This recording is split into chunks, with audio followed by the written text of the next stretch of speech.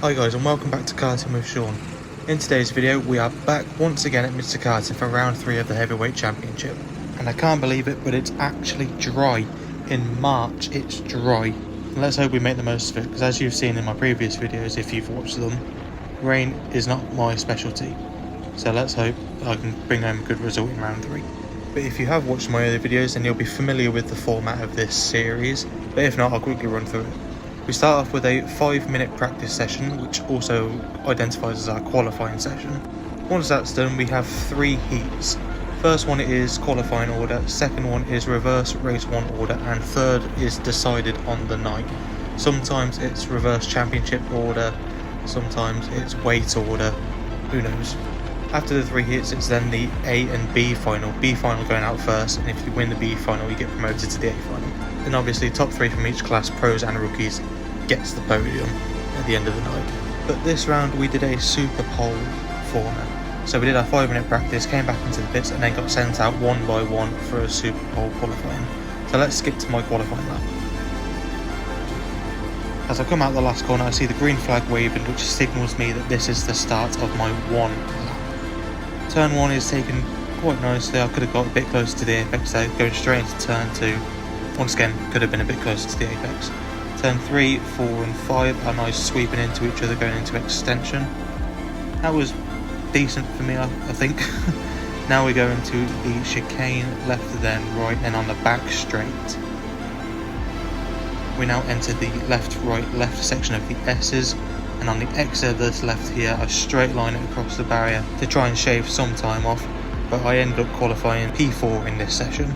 But all of the qualifying sessions get mixed together, so who knows where I'll be starting for Heat 1. Now heading towards the grid for Heat 1, I line up in P8, which is good and bad. Bad because it's quite far back, but good because it's on the inside. I prefer the inside of this track, as I've had some really bad starts from the outside, especially P5. As I get into my grid slot, let's now cut to the start of the race. And it's lights out and away we go. And I get a good start on P7 Fran in front, so that's 1 position made already. Next up is Harry, who goes to the inside of turn 2. I try and stick it around the outside, but don't have the acceleration on the exit.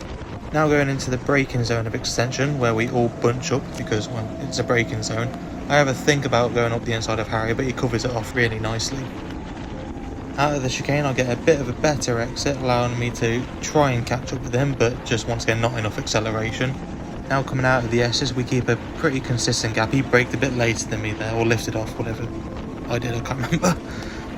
But yeah, that's lap 1 complete of Heat 1 and I made up a position, so I'm pretty happy with it. But now let's see if I can keep it or even move forward. Starting lap 3, now going into turn 1, I get caught off guard massively by Harry in front and go stupidly deep, allowing Fran to fly back past me, so demoting me back down to P8 where I started. Cutting back now to lap 5, where you can see a yellow helmet in front, which is a back marker. I try and have a look up the inside, but they cover it off, so I do it up the inside of extension and just dispose of them quickly. But you can see how much of a gap Fran's built up, so this race really isn't going my way. Don't think I'll be making up any more positions from here. Now we meet with the same back marker again, this time on lap 10 going through turn 1. They go quite wide, keeping the inside going to turn 2, but I just send it around the outside as well, allowing just an easy overtake on someone who's unfortunately not as experienced as I am at this track. And that is the end of the first heat of the night. Obviously, as you've seen, not much really happened apart from me going wide here at turn 1, but I ended this heat in P8 with a best time of a 32.6. Once again, nothing to write home about, but let's hope we do better in heat 2.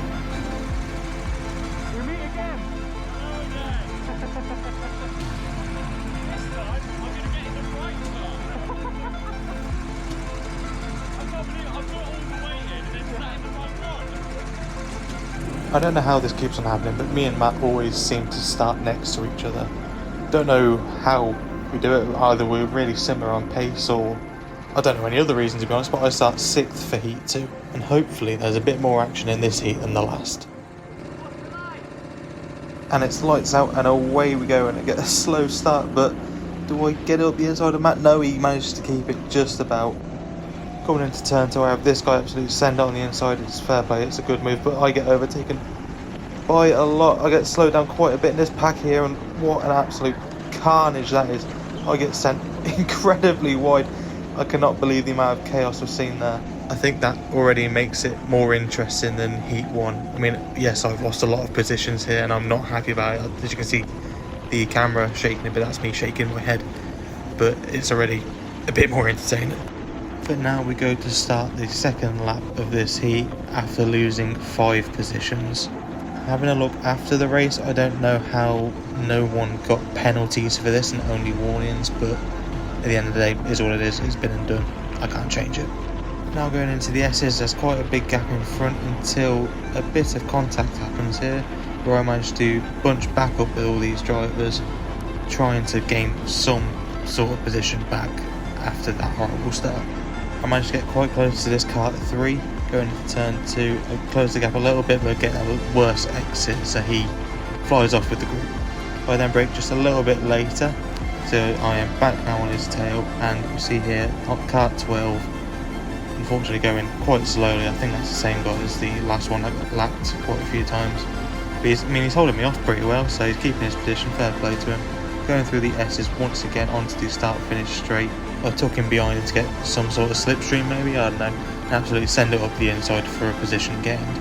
But now that he's been dispatched, I can now focus on the group ahead. As they're fighting between the bunch of them, to be honest, it slows them all down, allowing me to catch up a lot here. And on the exit too, as I try and look for a switchback, but he covers it off nicely. You can see him sticking to the inside there. But now they go to fight through the chicane, which slows them both down and gives me a better exit going onto the back straight. I catch kart 9 quite a bit more under braking, going through the S's, give him a little bit of a lug tap, and he goes around the outside of the 3 but doesn't make it stick. I see the gap on the inside here going into turn 1, so I send it on the brakes as 9 gives 3 a tap.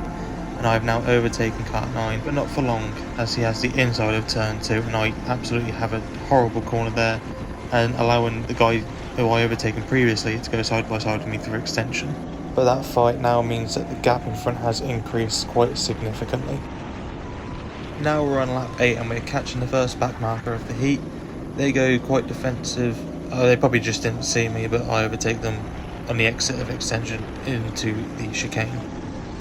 4 laps later, I've managed to catch these 2 in front who are battling for P8. As they continue their battle heading towards the chicane, I try and set up and move on the outside on the exit of this right-hander here. And it kind of works as I overtake Matt on the left there, but he goes on the inside of the guy in the yellow helmet, going a bit argy-bargy there through the S's as they continue their fight onto the back straight, and I have the guy in the yellow for P9. But then that brings us to the end of Heat 2. You can see me celebrating a bit there for a decent recovery drive, but overall losing 3 positions in the long run. So I ended this heat in P9 with a time of a 33.4. Quite slow compared to Heat 1, but it wasn't a great heat. But it was a bit more active.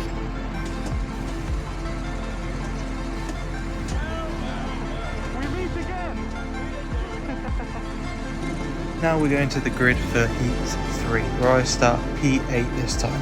Who would have guessed it? I'm behind Matt again, so hopefully I can overtake him this time rather than be stuck behind him towards the end of the race. And it's lights out and away we go for Heat 3. Once again, Matt gets a good start, cutting off the inside, blocking a potential move by me as he goes around this guy here, who I also go around. You can see he's built up a bit of a gap now as he goes in towards extension, but once again it's a braking zone. We all bunch up a little bit more, which makes Matt go a bit defensive to going towards the chicane. If you watch the guy in the yellow helmet on the right, you can see he takes out 2 cones on the exit of the chicane. That means he is going in an instant penalty, but he blocks me off, allowing Fran and Jacob to go up my inside, losing me 2 positions. On the exit I end up going side by side with him, and again my front axle in line with Jacob, but he manages to bump his car forward quite nicely. But now the plan is just to stay up with Jacob and this group ahead to try and gain back as many positions as I can. Couple corners later and I'm right on Jacob's bumper as we are now with the pack ahead. Jacob sends a move on the inside of the guy in the green helmet here, sending him a bit wide and a bit of a scruffy exit out of the chicane. I stick behind Jacob, getting a nice move done on him. Now on to lap 4, still behind Jacob, trying to see if there's any sort of gap that I can make a move towards. But I completely leave the inside of turn 2 open, allowing this guy to squeeze through as well as Jensen. I hold the inside to try and defend from Jensen, but I brake a bit too late and shove the guy in front of me, allowing Jensen to squeeze past. Now I've got KTB on the inside of me, but I keep it defensive on the exit of the chicane, squeezing him a little bit towards the barrier, but he's got the inside fear, so he just outbrakes me and just has the position. Cutting back now to lap 11, where I completely forget that there are still people behind me because of how bad I'm doing this heat, and they just go straight through on the inside. Absolutely no defensive moves put up by me there. But I try and have a move up the inside here into the S's, which I get side by side with them, which I keep all the way through here, allowing me the inside of the final corner and giving me my position back. And that now brings us to the end of the final heat of the evening. Next up is the B final, as I've obviously didn't qualify enough for the A final because how rubbish I did this evening. Well, I finished that heat in P10 with a best lap of a 33.2. Still not as quick as I'd like to be, and still not a great evening, but it's still championship points at the end of the day.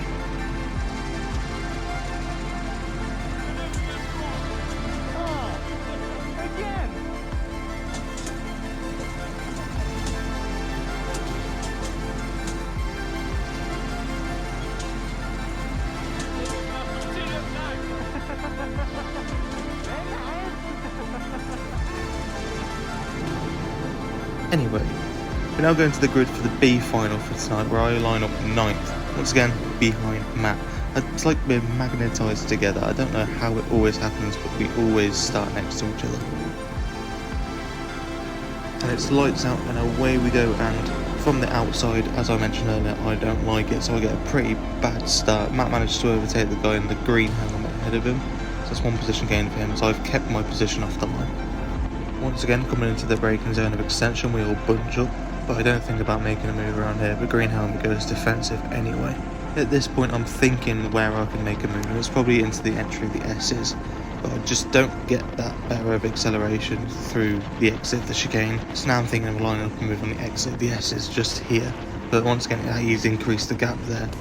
Going out into turn 1, that's the first lap completed, and it all gets bunched up once again, giving him a bit of a love tap. Now that we cut back to the end of lap 3, going on to lap 4, you can see the guy in the green trying to go up the inside of Matt there, causing a bit of contact with him. Matt goes wide. I almost have him but get blocked off by the green helmet, but Matt shoves up the inside, making that guy go wide and allowing me to squeeze through. I then think about sending up the inside of Matt, but it's quite a risky move in that section. But out of the exit of extension, Matt gets quite a slow exit, allowing me to get right on his bumper through the chicane and all the way along the back straight. Now we're on lap 7 and I'm still right behind Matt as we overtake this back marker very nicely, not causing us many problems, and we can happily continue our battle. Now at the final corner of lap 8 going into lap 9, Matt gets a bit of a scruffy exit, not checking his inside, not knowing I'm there, so I actually have it up the inside going into turn 1, gaining me one more position. I think it's funny how I've had the best session of the night on the last one, but I guess that's just the way the world works. Now on the last lap of the race, and you can see I've caught the 2 ahead by quite a lot, so I think about having to move up the inside of 13 for the final overtake of the race, but couldn't really get it done.